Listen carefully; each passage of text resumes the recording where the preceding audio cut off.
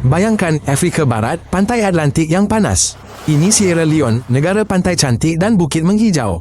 Namun di sebalik itu, ada lombong belian kerja tangan. Ada juga kawasan miskin di ibu kota. Hujan lebat bermusim merosakkan jalan. Klinik pula tiada bekalan elektrik atau ubat. Di sini, setiap hari adalah perjuangan untuk air, makanan dan keselamatan.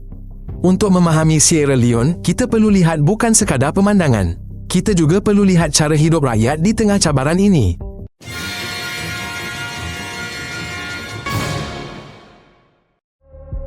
Sierra Leone mengalami musim hujan yang panjang. Jalan raya hanyut, kampung terputus. Harga makanan meningkat kerana petani suka hantar beras dan sayur ke pasar. Alam kaya dengan hutan, sungai dan ikan. Namun tanpa penyelesaian mudah, ia membawa kerugian. Penyelesaian mudah nampak berkesan, parit saliran, jambatan kayu kecil. Gudang tepi ladang, jalan berturap kerikil yang tak hanyut hujan pertama. Di bandar, kawasan rendah sangat terjejas. Kawasan perumahan banjir sampah, longkang tersumbat semalaman. Pagi, orang bersihkan ranting, kuatkan dinding, lalu tunggu ramalan cuaca. Setiap parit yang dibersihkan, kurang satu lopak dalam rumah dan satu guni beras rosak.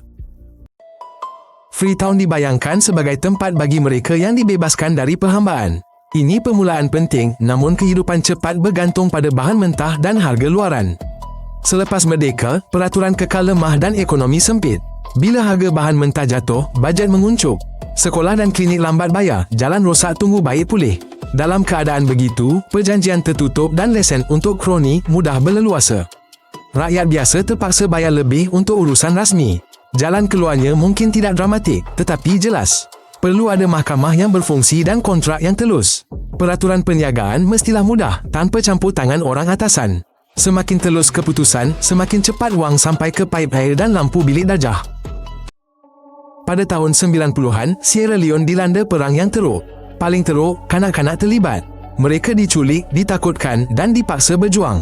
Awal 2000-an, pertempuran berhenti. Namun, kesannya kekal. Ramai tiada pendidikan sempurna. Keluarga kehilangan rumah. Kepercayaan kepada jiran dan pihak berkuasa pulih bertahun-tahun. Selepas perang, pusat dibuka. Remaja diajar hidup berbeza, tidur nyenyak, tidak takut bunyi kuat, selesaikan konflik dengan kata-kata. Ini bukan proses pantas, tetapi membuahkan hasil. Mereka yang dibantu lebih kerap kembali belajar dan bekerja. Dalam kehidupan seharian, ini jelas. Remaja memasang kabel di bengkel. Gadis kembali ke kelas. Jaring bola digantung di gol, bukan diikat menjadi simpulan. Belian dari Sierra Leone lama dikaitkan dengan perang. Batu itu ditukar wang dan senjata, menjadikan konflik berpanjangan. Pemeriksaan asal antarabangsa kemudian diperkenalkan. Sebahagian perdagangan haram berkurangan. Namun, keadaan di bawah masih sukar. Ada lubang di tanah liat merah, kerja separas pinggang di air. Risiko runtuhan tinggi dan mereka berhutang pada pembeli makanan dan alatan. Jika jumpa batu, harga ditentukan oleh pembeli yang ada wang tunai hari ini. Untuk batu itu jadi jalan dan sekolah, lesen telus diperlukan. Cukai tanpa lompang dan kawalan komuniti juga penting. Peraturan keselamatan asas turut membantu. Ini termasuk topi keledar, pengukuhan, larangan buruh kanak-kanak. Timbangan dan penilaian batu berdasarkan kriteria jelas, bukan anggaran. Perang di Sierra Leone sangat menjejaskan wanita, keganasan, ketakutan, keluarga musnah. Selepas aman, masalah masih berlanjutan, pendapatan rendah, perkahwinan awal, pelajaran terganggu. Bila rumah banjir, makanan kurang, anak perempuan berhenti sekolah dulu sebab tangan mereka diperlukan di rumah. Situasi berubah bila wanita mendapat sokongan. Ini termasuk bersalin selamat di klinik, perlindungan polis. Juga pinjaman kecil untuk gerai, kedai jahit atau gunting rambut. Biasiswa untuk pelajar perempuan turut membantu. Ini segera terlihat dalam kehidupan harian. Bekalan bijirin ada di rumah, anak pergi tadi ke, pakaian sekolah dibeli tepat waktu. Satu pendapatan kecil menstabilkan seluruh kawasan lebih baik dari sebarang slogan. Selepas perang di Sierra Leone, sebuah mahkamah khas beroperasi. Ia mengendalikan jenayah berat dan menamakannya berdasarkan fakta.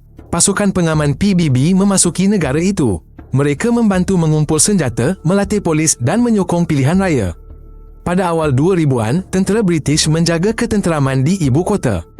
Keamanan dibina sedikit demi sedikit, termasuk pusat penyerahan senjata, pakaian seragam polis dan kertas undi. Seterusnya, kehidupan selepas perkhidmatan.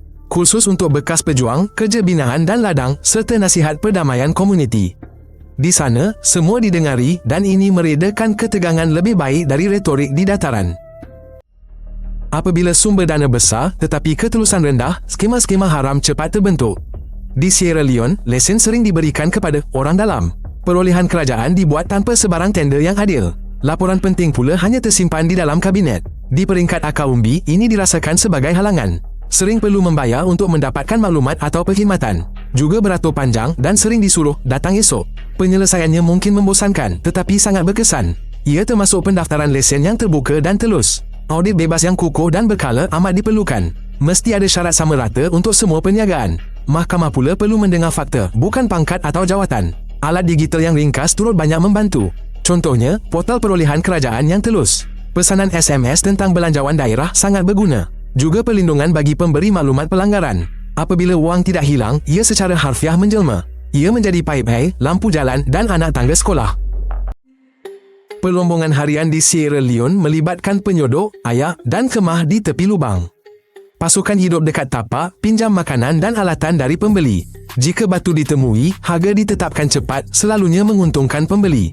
Keuntungan naik ke atas rantaian, meninggalkan lubang dan air bertakung dengan nyamuk. Pada musim kering, ramai pulang ke kampung menanam padi dan membaiki bumbung. Penyelesaian mudah berfungsi, koperasi ganti perseorangan, timbangan jujur dan peraturan belian jelas. Akaun bank juga penting untuk menyimpan wang agar tidak hilang semalaman. Ini bukan mimpi, ini adalah ketertiban di meja akauntan kumpulan. Bukit-bukit ibu kota Sierra Leone padat dan tidak terancang, jalan sempit, bangunan haram, tiada pembetungan. Malamnya, hujan lebat menghanyutkan batu dan sampah. Pagi, penduduk mengukuhkan dinding dan bumbung. Dekat laut, pasar berdiri tepi parit terbuka.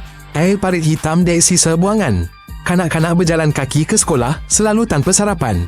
Ibu bapa bekerja sampingan. Ketenteraman bermula dari perkara kecil, paip air dekat, parit bersih sebelum musim hujan, jambatan kecil atas longkang, bas ikut jadual. Langkah lain, tempat buang sampah diangkut selalu. Kurang sampah, kurang penyakit dan kesesakan masa hujan lebat. Air bersih di Sierra Leone, pancuran di halaman, perlu bayar setiap baldi. Tanpa pancuran, mereka ambil dari anak sungai tempat membasuh pakaian dan pinggan. Ini bawa jangkitan usus dan kolera. Klinik sering kekurangan elektrik, ubat dan pakar. Bidan bekerja dengan lampu telefon pada waktu malam, perjalanan ke bandar makan masa berjam-jam. Banyak penyakit berbahaya bukan kerana dirinya, tetapi akibat kelewatan rawatan. Langkah membosankan, menyelamatkan nyawa, gudang simpanan, latihan staf, ujian pantas dan pasukan bergerak. Kios klorin di pasar, motosikal ambulans desa dan peti sejuk solar untuk vaksin juga membantu. Ini memastikan rantaian sejuk kekal, vaksin sampai.